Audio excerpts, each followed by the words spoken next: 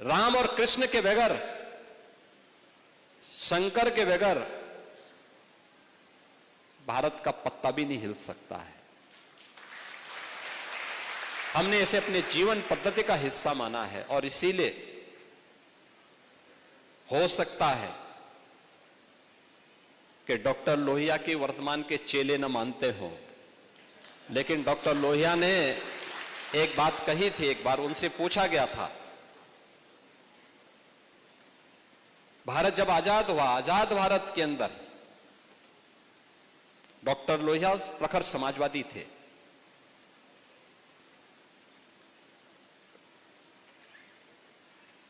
कांग्रेस के कट्टर विरोधी थे,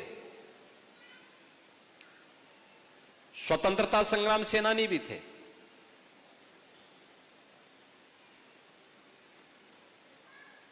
आजादी के बाद दुनिया के अंदर आशंका उठाई जा रही थी कि भारत बहुत दिनों तक एक नहीं रह पाएगा, भारत फिर से विभाजित हो जाएगा। उनसे जब पूछा गया कि लोहिया जी बताइए, भारत कब तक एक रहेगा और क्या भारत एक रह पाएगा? उन्होंने कहा, यह प्रश्न भारत पे नहीं उठने चाहिए। लोगों ने कहा, दुनिया ये बोल रही है। उन्होंने कहा, दुनिया अभी भारत को समझ नहीं पाई है। जब तक भारत के अंदर राम, कृष्ण और भगवान शंकर की पूजा होती है, वो रहेगी, तब तक भारत का कोई बाल बांका नहीं कर पाएगा।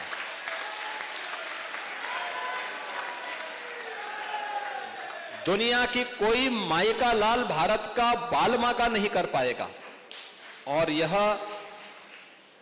देश प्रदेश देश के अंदर रामायण मेलों की शुरुआत भी किसी ने प्रारंभ करवाई थी। याद रखना, संत तुलसीदास जी ने रामलीलाओं का प्रचलन उत्तर भारत में करवाया था, रामलीलाओं का।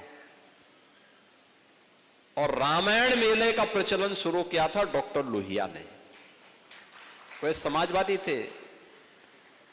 आज के समाजवादी राम भक्तों पर गोली चलाते हैं, लेकिन लोहिया का नाम जपते हैं। मैंने इसीलिए कहा ना, जब व्यक्ति का आचार और विचार में समन्वय नहीं होता है तो उसकी दुर्गति होती है। और जो राम का विरोधी है उसकी तो दुर्गति हमेशा होनी ही होनी है।